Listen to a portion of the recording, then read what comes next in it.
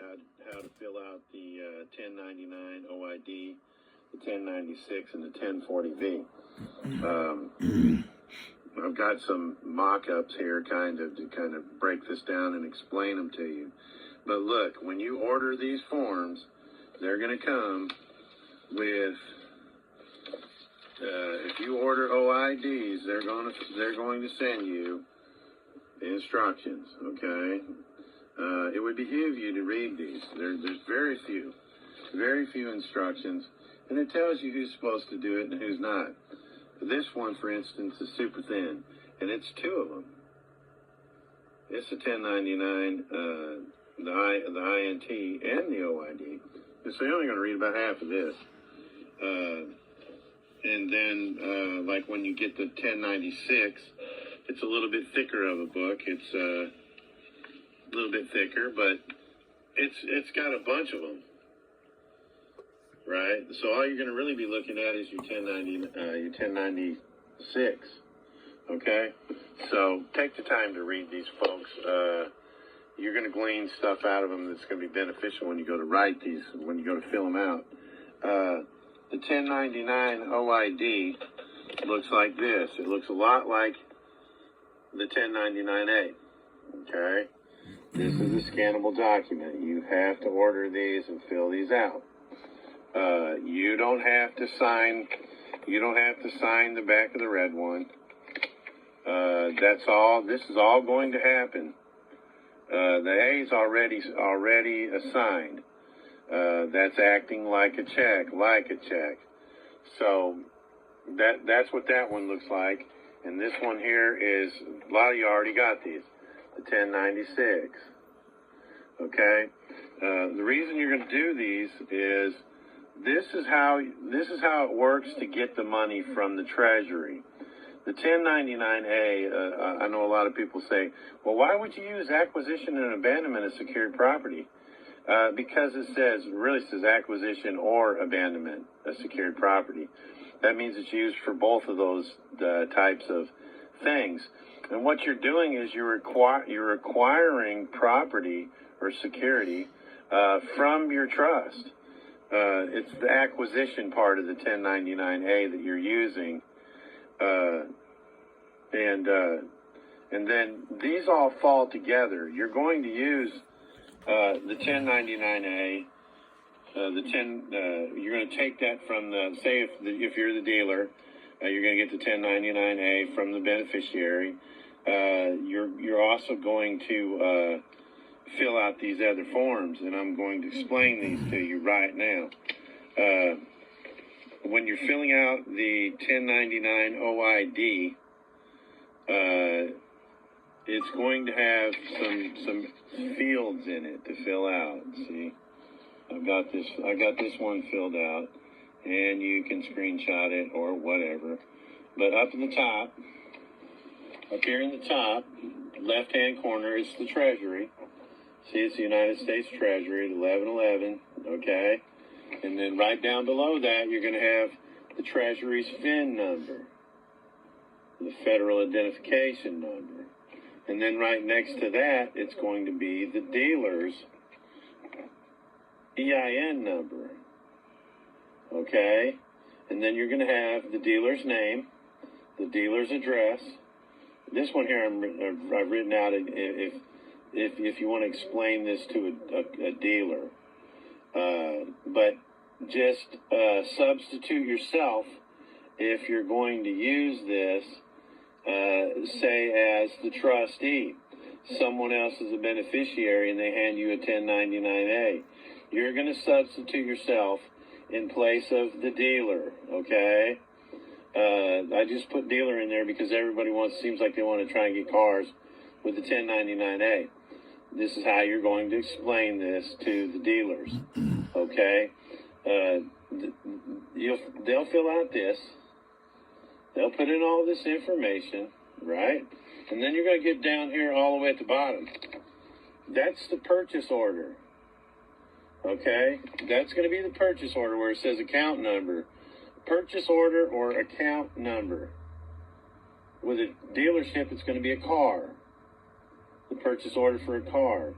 The account number is going to be, if you're acting as a trustee and you have, like, say, a company, and you want to, you're doing some work for the beneficiary wants to pay you in a 1099-A. Well, you're going to give him, you're going to create an account number for that customer or that beneficiary. You'd put that account number in down there. Okay? Now, up here at the top, you got purchase order. Okay? That's the purchase order again. And it's the amount. What is the amount on the purchase order? Okay? Now we're going to go over the numbers that say the dealer is going to do.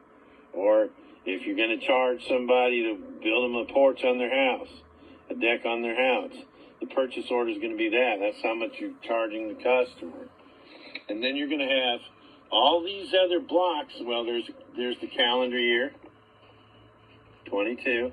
And you're going to have all these other blocks or boxes. You're going to put 0 in there. $0.00. And I'm gonna explain that, right? It says federal income taxes withheld in box 4, for instance. Okay? You don't pay taxes, remember? The trust is responsible for the taxes.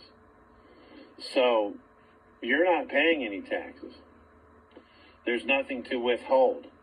There's also acquisition, early withdrawal penalties, market discount, and acquisition premiums. Those will all be 0, okay? And then you get down here in the box, it says original issue discount, United States Treasury obligation. Oh, I kind of messed that one up. That's going to be the price of whatever. I put $0.00. But that's going to be the price of whatever the car is, or it's the obligation that the original discount or the OID is going to be talking about. Okay, and then there's bond premium, tax exempt OID. See there, $0.00. State taxes withheld, $0.00, because you're not a taxpayer. Remember that.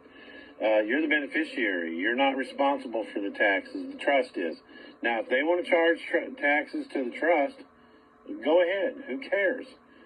Take the money from the tax money from the trust if you need it. But you are not a taxpayer. That's the OID, folks, and it's pretty simple. Pretty simple to fill out, just like the A is.